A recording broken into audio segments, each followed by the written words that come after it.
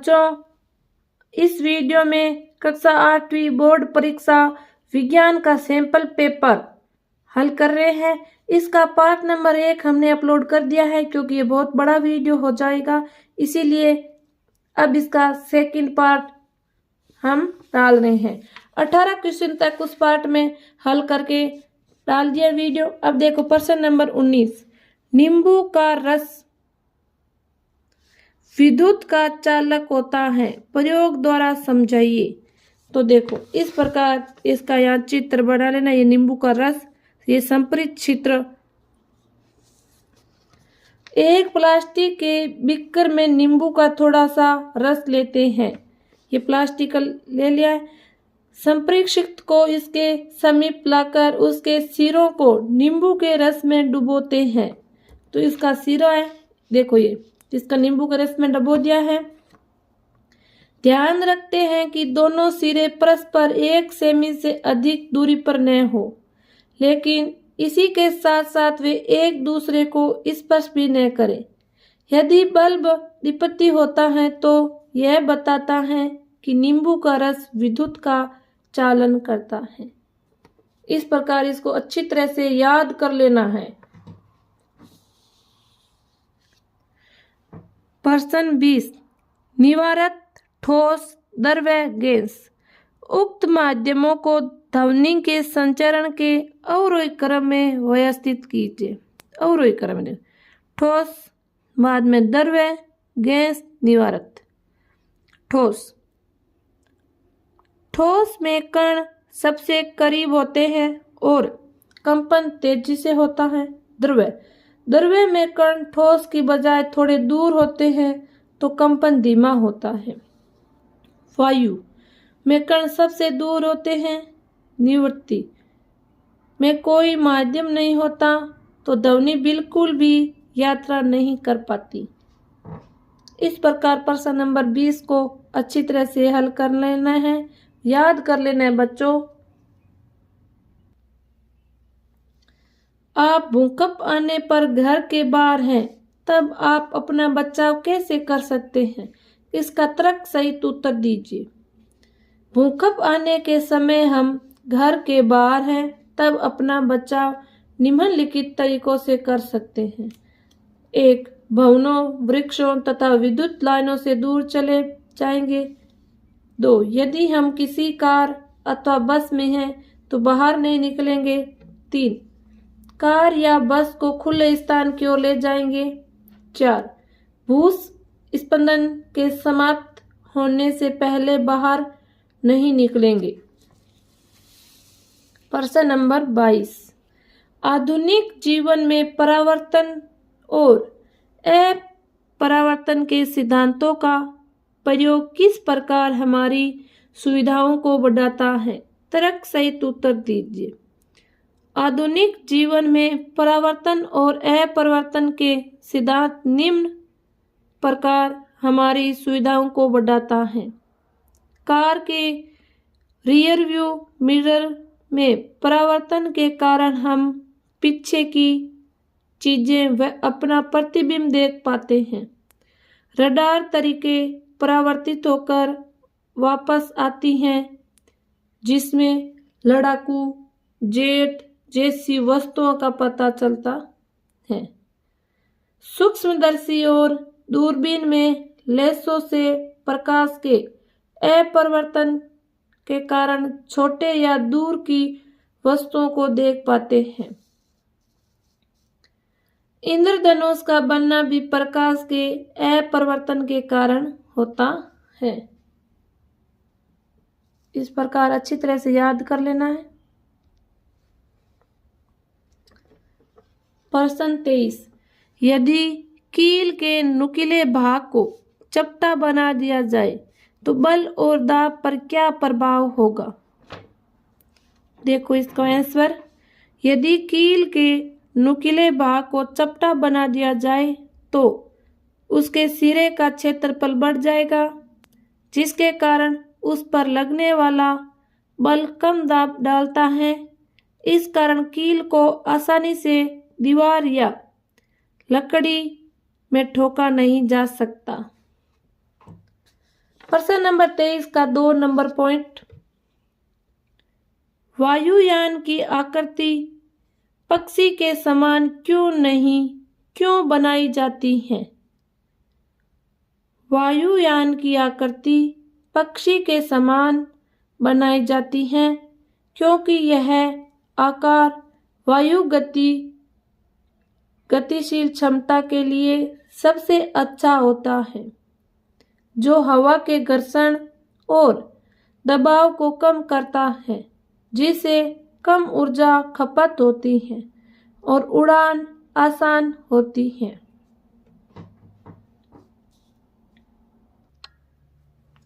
प्रश्न नंबर 23 का 3 number point, ऐसी 2 क्रियाएं लिखिए जिनसे ध्वनि प्रदूषण होता है। तो 2 क्रियाएं कौन कौन सी है? एक, परिवहन के साधन, गाड़ियां, हवाई जहाज का शोर। तो 2 नंबर, औद्योगिक और निर्माण कार्य में लगी मशीनों का शोर। प्रश्न नंबर 24, तो देखो, पर्यावरण के शुद्धिकरण के लिए सूक्ष्म जीवों की महत्वपूर्ण भूमिका होती है। कथन की व्याख्या कीजिए। तो व्याख्या करेंगे इस बंदे को निम्न प्रकार से शुद्ध करते हैं।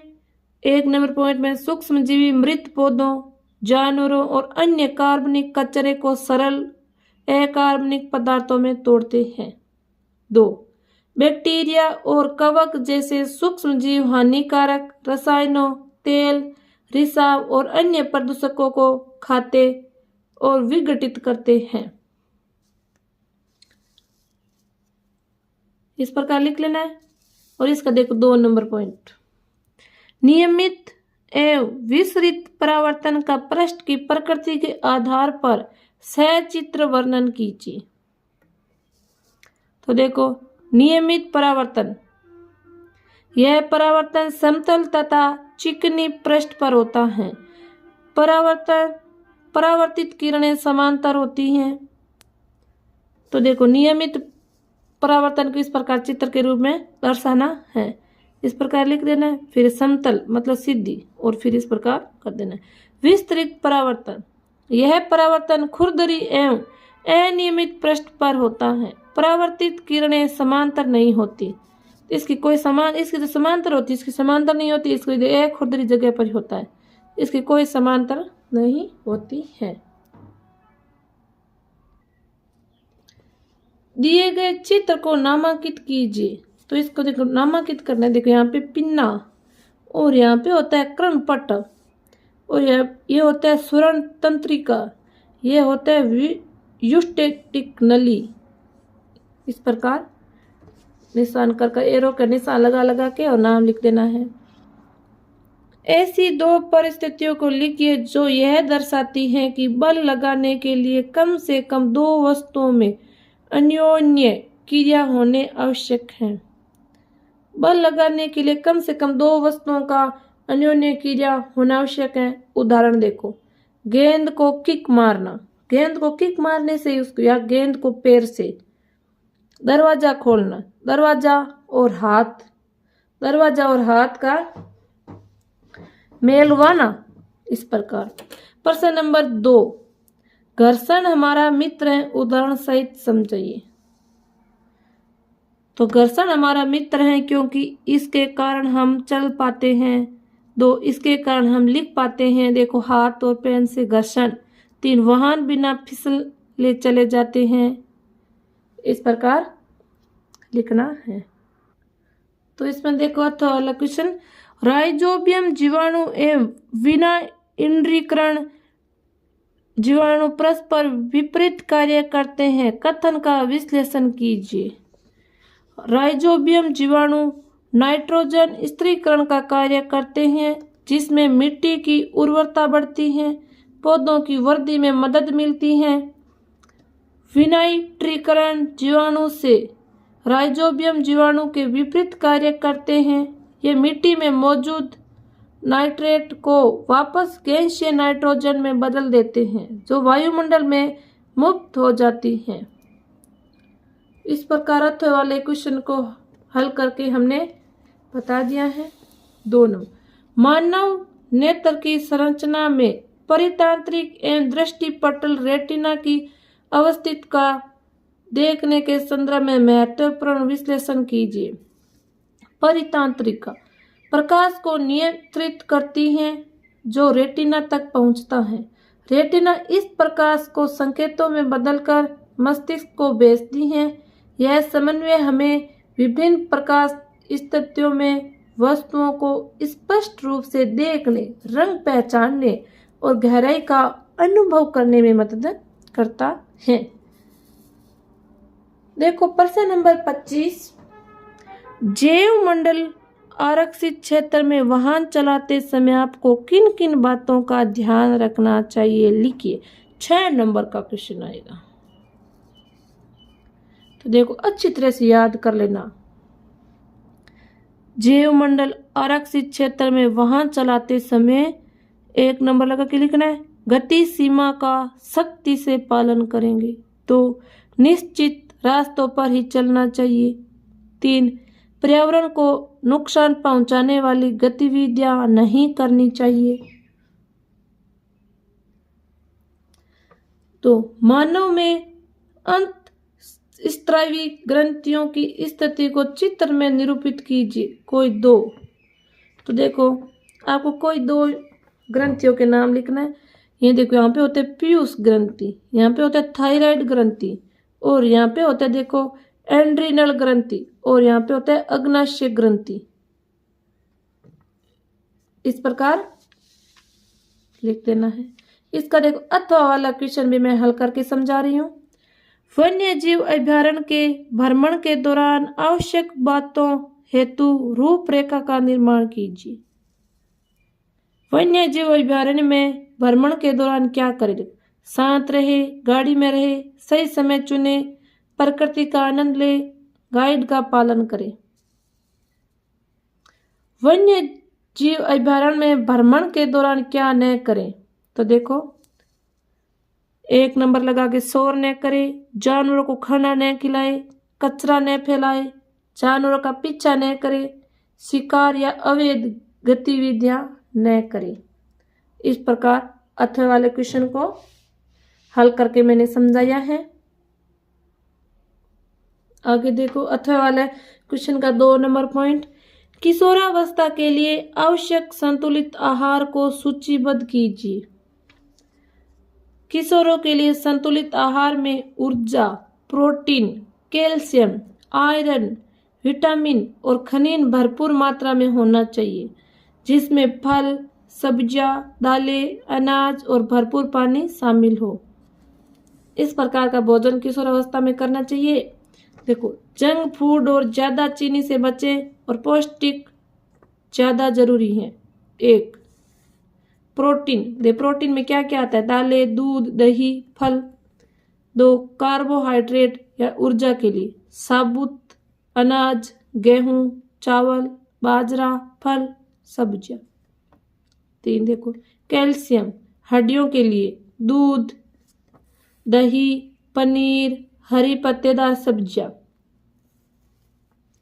4 देखो आयरन, रक्त की कमी रोकने के लिए दालें, गहरे हरे पत्तेदार सब्जियां।